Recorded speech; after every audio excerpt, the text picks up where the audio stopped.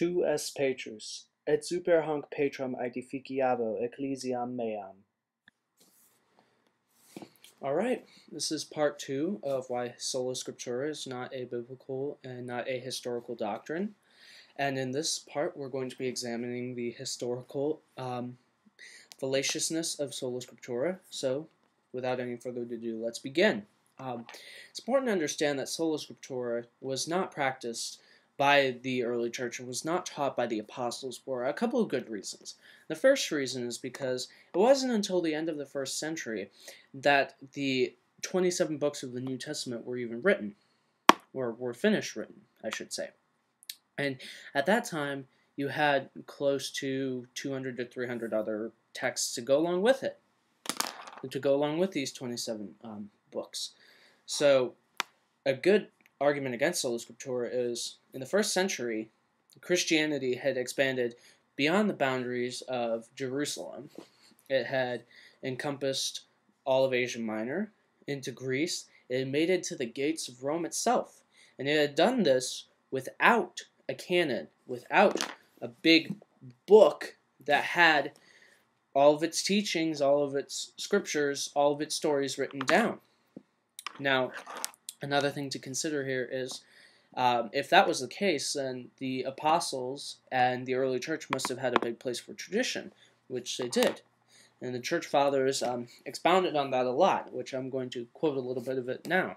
The first quote is from Irenaeus, circa 180, where he says, "When, however, they meaning the Gnostics, are confuted by the scriptures, they turn around and accuse these same scriptures as if they were not correct. But again, when we refer them to that tradition which originates from the apostles, which is preserved by means of the succession of presbyters in the churches, they object to tradition, saying that they themselves are wiser, not merely than the presbyters, but even than the apostles."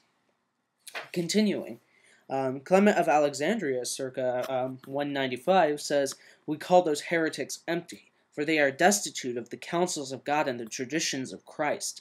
In truth, they are bitter, like the wild almond, for their doctrines originate from within themselves."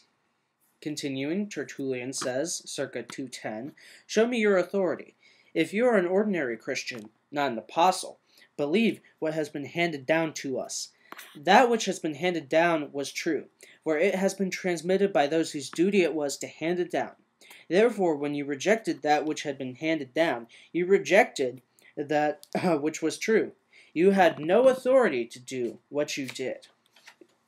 Continuing, Hippolytus says, "Dear brethren, let us believe according to the tradition of apostles." This was circa about 205 AD. And Origen, circa 225 AD, says, "There are many who think they hold the opinions of Christ. However, some of these men think differently than their predecessors. Therefore, that alone is to be accepted as the truth, which differs in no respect from the ecclesiastical and apostolic tradition. For the teaching of Christ, transmitted in orderly succession from the apostles, remains in the churches to the present day and is still preserved." So we have a clear example of the apostles, or the early church fathers, claiming to continue the teachings of the apostles by succession of tradition. And this tradition is guarded by the members of the church, the presbyters, the bishops, what we would call the bishops and the priests nowadays. So we see a clear example here of the church using tradition. Now, we all know historically that the canon of the New Testament, the 27 books, did not appear until about the year 397 AD at the Council of Carthage. Now, it's important to understand that at this council, a group of the church bishops got together, and from among 200 to 300 texts, they selected the 27 that were to be in the New Testament canon. Now, how did they do this? We obviously, both Catholics and Protestants, agree that God was the sole cause of this. This is very true. But it's important to understand that church and tradition played an extremely big role in this. Because what you have is you have a group of people who, since they don't have scriptures, they rely very heavily on tradition. And when they are trying to create a canon of what they believe is the scriptures, what they did is they went through and they went individually to each book, and they made sure they scrutinized it and they checked it all through, and they made sure that it was in full conformity with what their apostolic tradition. And in the end, 27 books, the 27 that are in the New Testament, were the books that they originally had chosen. And this was debated. It was continued to be debated subsequently through the centuries until the Council of Trent in the 16th century, which formally defined the entire canon, Old Testament and New. So we have to understand that for the early church, they had no canon. So how could they practice the doctrine of Scripture alone when they had no idea what really was Scripture? Because there were several different texts that could be Scripture or couldn't be, and they also had no definitive canon. They had no bind for it. They weren't all in one book. They were all scattered. Continuing. Historically, we must look at the fact that the preconditions necessary for Sola Scriptura have never existed in the course of history. The most important preconditions of Sola Scriptura are universal literacy and universal education.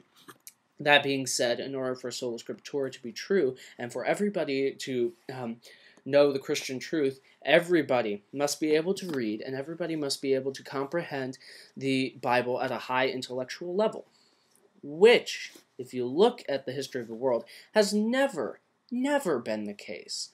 I mean, come on. Early church, in the first couple centuries, was full of a bunch of poor people who didn't know how to read. Continuing in the Middle Ages, most of the population was illiterate. Even continuing today, when we have a large number of people who are literate, you have people that still aren't literate, and nowhere do you have, on a massive scale, a population of people that are intellectually sound enough to be able to comprehend the Bible. Not necessarily because they're not smart people, but just because they don't have time to study. They don't have time to attain such a high academic and intellectual level as to be able to comprehend the Bible fully and sufficiently. So, come on, that precondition cannot exist, and that is a necessary precondition for Sola Scriptura to absolutely exist, and it hasn't been met, and I don't think it can be met. Continuing, the Sola Scriptura precondition number 2 is that the Bible must be readily available for everybody to read, which historically has not been the case, because the printing press wasn't invented until the 16th century. The printing press was the first device that made books readily available. And for the first 1,500 years of Christianity, it didn't exist. And you had to copy down the Bible by hand. So there's no way that the masses of people, the millions of Christians out there, could have gotten the Bible to read. And even today, it's extremely hard for everybody to get a Bible. Even with our modern technology and our modern printing presses that are pumping out thousands of Bibles every year, we can't distribute it to everybody. It's logistically impossible, and it has never happened historically. So we can see that, in review, we can see that tradition was a big part of the early church because they didn't have a canon, and they had several so-called inspired texts. They used tradition to create a canon that contained 27 books, and those are the books of the New Testament. And we've seen that logistically, Sola Scriptura has never happened, has never had the preconditions met for it to exist, and therefore we can see that it's not a doctrine of the Bible, and it's not a doctrine of the church, and it's not a doctrine of Christianity. So I hope that these 2 videos have helped explain some misconceptions that people have about Sola Scriptura and about the Bible and tradition. I hope to see you all again soon. But until then, Pax.